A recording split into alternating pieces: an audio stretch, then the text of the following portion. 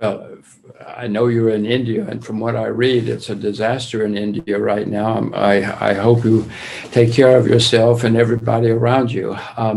What is happening, as you know, it's devastated many economies and many countries and many industries and many companies.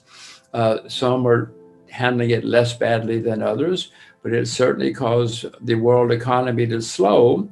But, Samina, if you compare to a year ago when everything was closed, now things look great. I live in Singapore. A year ago, there were no flights. Now there are a few. So everybody says, wow, things are good. Look at all these flights. But that's only because it's in comparison with the disaster of a year ago. Things will continue to get less bad, but it's not over yet.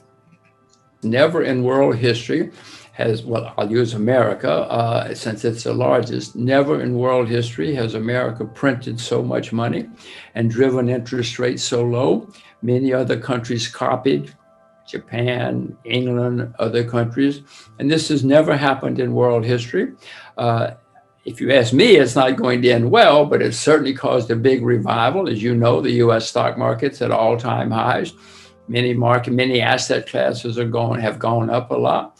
Bonds have never been this expensive in the history of the world.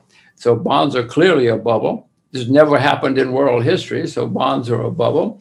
Some stock markets, parts of stock markets in America, Google never goes down. Amazon goes up every day, 10 cents. Samsung. So some stocks around the world are beginning to form bubbles. Not all. Property in some places, if you go to Seoul or New Zealand, I mean, property is clearly a bubble in some places. The cheapest asset class that I can see around the world are commodities. I mean, silver's down 50% from its all-time high. Sugar's down 70% from its all-time high. So the cheapest assets that I see are commodities, but they keep printing money to me. So things are going to be okay, at least for a while, in the markets. I am not very good at market timing. I suggest you watch your program, you watch your Global View to get market timing. I suspect it's going to go on for a while because even if things calm down in the markets, central banks around the world are going to panic and print more money and put more money out into the system. Remember, Samina, these are not very smart people. They're bureaucrats and academics.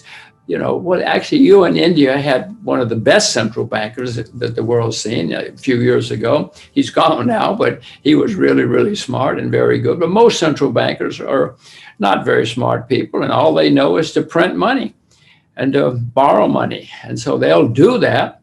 Eventually, Samina, of course, the markets are going to say, wait a minute, we're not going to play this game anymore. We've seen this movie. We know how it ends. We're getting out. And then it will be too late. It sounds like it's a horrible, horrible disaster which is taking place. I mean, I guess you read the same press I do. People are dying in the streets, thousands of cases, people dying, and no hospital beds, et cetera. So it's having a devastating effect in India, perhaps worse than most countries. But the consequence will be that the debt is going to go much, much higher in India. And India already was becoming a large debtor. And I'm afraid that this is going to cause longer lasting problems for India than it will for some other countries. I mean, America, listen, I am not defending America because America's worse. I don't know if it's worse, but it's horrible. Japan, you look at some countries around the world, but this is going to have a long lasting effect in India. I'm American. I have teenage children.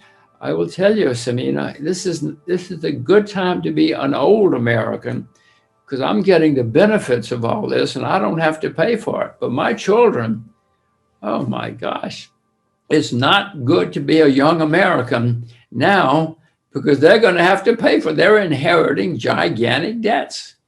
And I presume I would say the same about young Japanese and maybe young Indians. Well, the U.S. stock market's at all-time highs because they're printing so much money. I mean, everybody's printing huge amounts of money. I know of very few stock markets that are collapsing anywhere in the world because there's so much money everywhere, everywhere. How do you feel about Bitcoin, Jim? Well, yes, Amina, there are also hundreds of cryptocurrencies which have disappeared and gone to zero. We don't hear much about them. I mean, hundreds of them have literally already disappeared, and a lot of people have lost a lot of money. Yes, and I know people who are making a lot of money in Bitcoin and cryptocurrency. I'm not one of them. I have never bought nor sold. My longer term view is that if by the way, money is going to be on the computer someday. If you go to China, you cannot take a taxi with money now. You have to use your computer money. You cannot buy an ice cream. Everyone, America and everyone else, is working on computer money, and all money will be computer money eventually. Now, the question then is, and the crypto people say yes, and our cryptocurrencies will be the currency. My view is that if cryptocurrencies become successful as currencies, governments will stop it. Governments do not like losing control. Governments like having monopoly. I cannot imagine that the US government is going to say, okay, this is now money. Our US dollars are on the computer. But if you want to, you can use this other thing on the computer. That's not the way most governments think and work. They want to keep their monopoly and their control. So I would suspect that eventually, if it becomes successful as money, it will be outlawed. If it's just a trading vehicle, why not? Some people can trade it for the end of time. Not me, because I'm not a good trader. But I'm talking about if it becomes successful as money. As I said before, if they want to trade it, I don't see any reason people can't trade it forever, as long as it's a viable trading thing. But if you want to use it as money, then the government's going to have to make it legal. And I don't know any government that will take Bitcoin. If you want to pay your taxes, Amina, I don't think you can go to Delhi and say, here's Bitcoin for my taxes.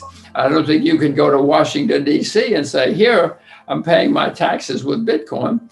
That hasn't happened yet, and it may happen someday. But Amina, they love the control that they have with controlling money. Yeah. Maybe they're all going to change.